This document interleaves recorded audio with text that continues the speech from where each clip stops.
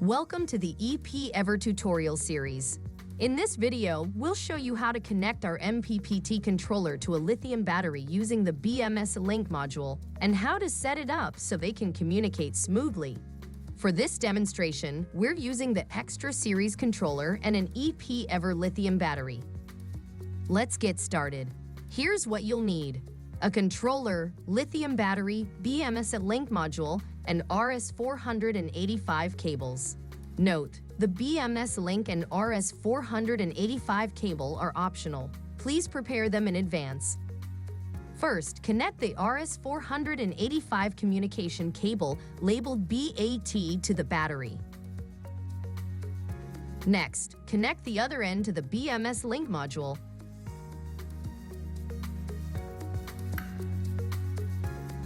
Then, connect the module to the controller.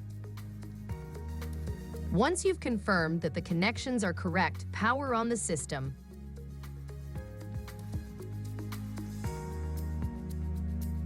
Although everything is connected, but the device screen shows that communication has not started yet.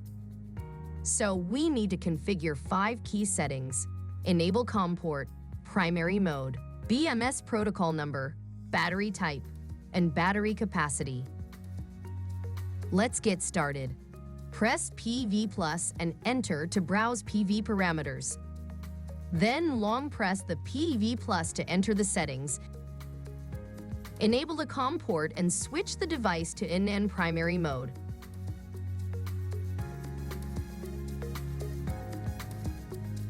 In and primary mode is used for BMS communication, while secondary mode is used for RS485 communication. If you're using PC software or the app to configure battery parameters, the controller must be in secondary mode. For direct battery communication, primary mode is required. Although the device is set to primary mode by default, we recommend double-checking the setting to ensure proper operation. Now, press PV+, set the BMS communication protocol to the EPEVER standard protocol number, 34. Note, please adjust the protocol number based on the battery you are using. Now, let's configure the battery type and capacity. First, press BAT to view battery parameters. Then long press BAT to enter the settings. The default setting is sealed lead-acid battery. Change it to a 4-string lithium iron phosphate battery. F04 means 4 strings of lithium iron phosphate batteries. Each battery cell delivers about 3.2 volts. 4 cells together give approximately 13.3 volts. Make sure your battery type and string number settings match your actual battery configuration.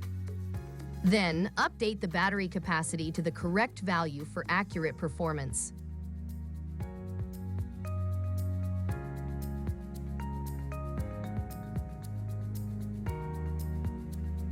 Restart the controller. Once powered on, the battery status bar will display the on icon indicating the controller is connected.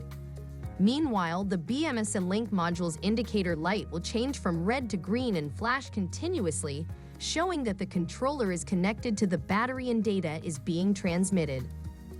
Now, the controller will monitors and protects your battery automatically, managing charging, discharging, and temperature safety.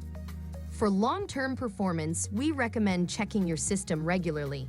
Look out for dust, corrosion, and loose connections, and take corrective actions if necessary. If you have any questions, read the user manual for full instructions or contact our support team anytime. Thanks for watching, and see you in the next EPEVER tutorial.